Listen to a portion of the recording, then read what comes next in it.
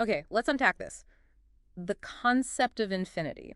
It's already a bit of a head scratcher, right? Definitely. But here's where it gets really interesting. Some infinities are actually bigger than others. Sounds completely counterintuitive, doesn't it? But it's solid mathematics. Totally impossible sounding, yeah. What's fascinating here is that this isn't just some abstract philosophical idea. It's a rigorous area of math. And George Cantor's work on the size of infinity revealed some truly surprising things that kind of fly in the face of our everyday experience. And that perfectly sets up the question that's driving this deep dive. Hmm? One of you listening was thinking about Cantor's diagonalization argument, The famous one, yeah. the proof showing that there are more real numbers than natural numbers, and was wondering, well, why can't we just apply that same logic to the natural numbers themselves? It's a really good question. Yeah, you even had a thought about maybe using binary representations. So Right. our mission today is to unravel this. What are the fundamental differences between these infinite sets? And why is Cantor's powerful tool, diagonalization, effective for one but not the other? Right, and this gets straight to a crucial question. Yeah. How do we even begin to compare the size of infinite collections? I mean, with finite sets, it's simple. You just count them. One, two, three, done. Exactly. But for infinite sets, we need a different approach. We use the idea of cardinality. Hmm. Two infinite sets have the same cardinality if we can create what's called a bijective correspondence between them. Okay, bijective correspondence. What does that actually mean in simple terms? Think of it like having two infinitely large groups, maybe infinite lines of people. If you can pair up every single person from the first line with exactly one unique person from the second line, and importantly, there are no people left over in either line. A perfect match. A perfect matchup, exactly. Then those two infinite sets have the same size, the Mhm. same cardinality. This perfect one-to-one and on-to relationship is the absolute key. Right. And the source material we're looking at gives some great examples. It points out that you can create these perfect pairings, these bijections between the natural numbers, 1, 2, 3, No. the integers, including 0 and the negatives, and even the rational All numbers. the fractions. Yeah, all the fractions. They all share the same cardinality, which has this cool symbol, LF0. The first level of infinity, you could say. Right, the cardinality of countably infinite sets. It's still kind of mind-bending to think you can pair up every single fraction with a simple counting number, like 1, 2, 3, and not miss any It fractions. seems like there should be way more fractions, doesn't it? Between any two fractions, there's another one. Infinitely many. But nope, same cardinality. You can, for instance, systematically pair each natural number with a unique integer. 1, 4 to 2, 5 to next to, kind of spiraling outwards. Clever. And there are similar, maybe slightly more complex, but equally rigorous methods to set up a bijection between the natural numbers and all the rational numbers, even though the irrationals seem so much denser. Okay, so that's our baseline. Naturals, integers, rationals, all LF0. Countably infinite. Now, let's get to Cantor's diagonalization for the real numbers. This is where things get different. This is where we jump to a bigger infinity. How does this argument show that the reals, all the numbers on the number line, including irrationals like pi and the square root of 2, how does it show they're a larger kind of infinity? So Cantor's diagonalization is this really elegant proof by contradiction. It starts by saying, okay, let's assume for a moment that we can list all the real numbers. Let's just focus on the ones between 0 and 1. It's enough to make the point. Okay, so imagine an infinitely long list, number 1, number 2, number 3. And each one is a decimal, like 0 point something, something, something. Exactly. An infinite list that supposedly contains every single real number between 0 and 1. Like 0.31415, 4111111, 0.50000, 0.78910, just going on forever. Precisely. Now, here's Cantor's genius move. Yeah. He says we can construct a new real number, also between 0 and 1, that is guaranteed not to be anywhere on that infinite list we just imagined. We look down the diagonal of this imagined infinite list of digits. So we take the first decimal digit of the first number on the list, and the second decimal digit of the second number, then the third digit of the third number, and so on, forever down the list. Okay, grabbing that diagonal sequence of digits. Right. Now we build our new number. For its first decimal place, we choose a digit that's different from that first diagonal digit we saw. Maybe just add 1 and wrap around from 9 to 0. Or avoid 0 and 9. The details aren't critical, just make it different. So if the first number's first digit was 3, our new number's first digit could be 4. Yep. Then for the second decimal place of our new number, we look at the second digit of the second number on the list, and we pick something different. If it was a 1, maybe we pick a 2. And you just keep doing that. For the third digit, make it different from the third number's third digit, and so on, all the way down. All the way down the infinite diagonal. You construct this new number, ensuring it differs from the first number on the list in the first position, from the second number in the second position, from the third in the third, and generally from the nth number on the list in the nth position. Ah, I see. So this new number cannot be identical to any number already on the list. Exactly. It differs from every single one of them in at least one specific decimal place, the one corresponding to its position on the list. Which means our original assumption was wrong. Precisely. Our initial assumption that we could create a complete list of all real numbers between 0 and 1 must be false.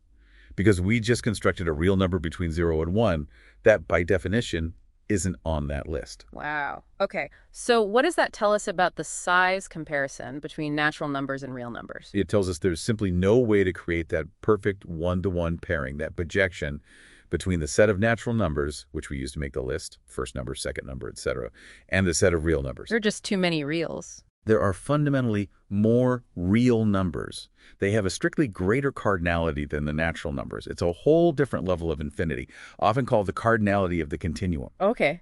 That makes sense. It's a brilliant argument. Now let's get right to the core of our listener's question. Why can't we just turn around and use this same diagonalization trick on the natural numbers themselves? Because, it's an infinite set too. Why not list them and try the diagonal thing? It's a very natural question to ask. The main reason it doesn't work, or rather isn't applicable in the same way, boils down to the fundamental nature of what a natural number is, compared to a real number. How so? Well, as the source points out, natural numbers are discrete. They're distinct points, 1, 2, 3. We can define a clear sequence. The first one is 1, and every next one is just the previous one plus 1. We can, in principle, list them all, even though the list is infinite. So, unlike the real numbers between 0 and 1, which are represented by potentially infinite strings of digits, natural numbers are just single finite entities. 1 is 1, 10 is 10, a million is a million. They don't have that infinite internal structure in the same way. That's the heart of it. Diagonalization as a technique relies on the elements of the set being representable as infinite sequences, like the infinite decimal or binary expansion of a real number. Natural numbers, in their standard form, just aren't like that. And there's another crucial point. The whole purpose of diagonalization is to prove the absence of a projection. It's a tool to show something can't be counted or put into one-to-one correspondence with the natural numbers. Because on the surface, it feels like you could try the same kind of thing, doesn't it? It really does. You think, okay, let's just line them up. So let's try it, hypothetically. How would we even list natural numbers to apply this? We need infinite sequences, right? Like the reals often have. We could represent them that way. You could say 1 is 1.000, just repeating zeros forever. Okay, and 2 is 2.0, 3 is 3.00, and so on. You create this infinite list. List number 1. 1.000. List number 2, 2.0. List 3, 3.0. You get the idea. Now, apply the diagonal method. Look down the diagonal, first digit of the first number, second of the second. So the first number is 1.00. Its first digit is 1. The second number is 2.0. Its second digit after the decimal is 0. Third is 3.0. Third digit is 0. Okay, and we change them. So maybe change the 1 to a 2, the 0 to a 1, the next 0 to a 1, and keep going like that. Yeah, you construct this new number based on the diagonal. It might start looking something like 2.111, potentially going on forever with non-zero digits after the decimal. So here's the million-dollar question. This new number, 2.111, isn't on our list of 1.000, 2.00, etc. Thingy. That number, the one constructed by changing digits all the way down the infinite diagonal, well, it has infinitely many non-zero digits after the decimal point. And that kind of number, it's just not a natural number. It's not in the set we started with. Precisely. It's outside the club. It's more like a real number, actually. Yeah. So the diagonal argument, when applied this way to naturals, produces something that isn't a natural number. So unlike with the real numbers, where the diagonal process creates another real number that should have been on the list but wasn't, here, it creates a number that wouldn't have been on the list of natural numbers anyway, because it doesn't even meet the definition of a natural number. So there's no contradiction within the set of natural numbers. The argument doesn't break the assumption that you can list them all. Exactly. It fails to generate an internal contradiction. The method produces an outsider. Which sort of indirectly confirms that, yeah, the natural numbers are different. They are countable. You can, in theory, lists them out, even if it takes forever. It highlights this fundamental difference. Reals can handle, and often require, infinite non-repeating decimal expansions. Naturals are inherently finite in their core representation. So the takeaway is that trying Cantor's diagonal trick on natural numbers doesn't actually create the paradox needed to prove uncountability. It just creates a non-natural number. Correct. It reinforces their countability rather than challenging it. Natural numbers are fundamentally finite quantities. Their standard binary representation always has a finite number of digits and therefore a finite number of ones. So when we talk about the set of natural numbers being infinite, we just mean the list goes on forever. There's no largest one. Exactly. The set is unbounded. But each individual number in that set, 5 or 10 billion or Googleplex, is finite. Precisely. The source used the analogy of an infinite bag of marbles, where every single marble inside is finite. I like that. And the standard way of defining natural numbers, the inductive definition, reinforces this. You start with 1, or 0 sometimes, and every subsequent number is just the previous one plus 1. You always reach any specific natural number in a finite number of steps. I think this is really starting to solidify. We've covered a lot of ground. Let's maybe try a quick recap and hit those quiz questions from the source. Sounds good. So we talked about cardinality, the way to measure the size of infinite sets using projections, those perfect one-to-one pairings. Yep, and established that naturals, n, integers z, and rationals q, all have the same cardinality, Aleph 0. They're countable. In Cantor's diagonalization, the clever proof showing the real numbers are uncountable, meaning they have a strictly larger cardinality. It works by constructing a number guaranteed to be missing from any supposed list. Right. The diagonal argument? And critically, we dissected why this doesn't work for natural numbers. Because they are discrete, finite entities individually, lacking the infinite sequence structure needed for diagonalization.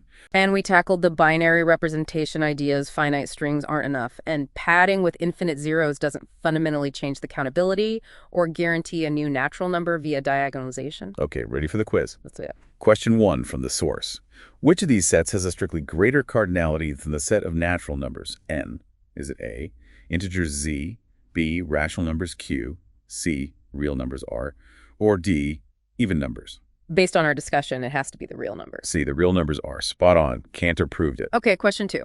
What is the primary purpose of Cantor's diagonalization argument? Is it A, to prove n is infinite, B, to show reals exist that aren't rational, C, to show a specific infinite set's cardinality is greater than n's cardinality, or D, to show q can be mapped one-to-one with n? It definitely shows reals aren't rational, but that's not its primary purpose in this context. It's really about comparing the size of infinities. So I'm going with C. C is the best fit, yes. It's a tool to demonstrate uncountability, which means having a cardinality greater than Aleph 0, the cardinality of n. Nailed it. All right, last one. True or false? Diagonalization can be directly applied to the set of natural numbers, n, to prove that it is uncountable. Thinking about their finite structure, lack of infinite sequences, that's definitely false. False it is. Natural numbers are the definition of countable infinity. Excellent. Seems like we've got a good handle on it. Now, there was just one more piece to our listeners' curiosity. They also asked, okay, if diagonalization works on infinite sequences, why don't we use it for rational numbers? Because, fractions like 13 or 17 have infinitely repeating decimal representations. That is another fantastic, subtle question, because they do have infinite decimal representations. Right. So why doesn't the diagonal trick work there to show they're uncountable too? The key goes back to something we established earlier. We already know that the set of rational numbers, q, is countable. A bijection between n and q exists. It's tricky, but possible, to list them all. Okay, so we know they can be listed. We do. Now imagine we actually made such a list of all rational numbers, maybe using their infinite decimal forms. Even the terminating ones can be written with infinite repeating zeros, like 12 equals 0.5000. And we tried to apply the diagonalization process. We pick the diagonal digits, change them, make a new number. Exactly. We construct a new number with an infinite decimal expansion that differs from every rational number on our list in at least one position. So this new number is definitely not on our list of rational. Right. So doesn't that mean the list was incomplete? Here's the crucial twist.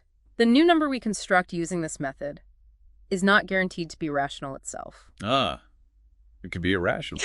It could very well be, and often will be, an irrational number. Think about it. The set of all infinite decimal expansions represents all real numbers, both rational and irrational.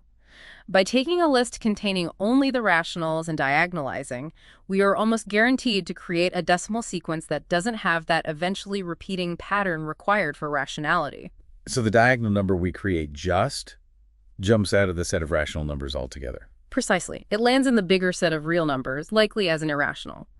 So we've created a number not on our list, yes, but it doesn't contradict the claim that our list contained all the rational numbers. It just shows we created a non-rational number. Okay, that makes complete sense. Diagonalization only proves uncountability if the constructed new element is guaranteed to still be within the set you were trying to list completely in the first place. You've got it. For the reals, any infinite decimal string you construct is a real number. For the rationals, the diagonal construction often yields an irrational number, so it doesn't break the assumed countability of the rationals themselves. Wow. Okay, that ties everything together beautifully. It's a very specific, powerful tool, but only works under the right conditions. The structure of the set matters immensely. It really does. Well, this has been a truly fascinating and, yeah, maybe slightly mind-bending deep dive into infinite sets and Cantor's argument. Seriously, a huge thank you to our listener for sending in such brilliant questions that really pushed us to explore this. Absolutely. These kinds of questions get to the heart of some really deep mathematical ideas. The key takeaway, I think, is just how different types of infinity can be. While both natural and real numbers form infinite sets, their fundamental structure, discrete points versus a dense continuum, dictates everything about their size and the tools we can use to analyze them. It really makes you reconsider things. And on that note, maybe a final thought for everyone listening. Consider how our everyday sort of intuitive grasp of infinity, maybe just meaning goes on forever, can sometimes, well, mislead us when we face the rigorous mathematical definitions. It makes you wonder, doesn't it? What other mathematical ideas that seem simple on the surface might actually hide some really deep, complex truths when you look closer? Definitely something to ponder. There's always more structure than you first assume. Indeed. Until our next deep dive, keep questioning and keep exploring.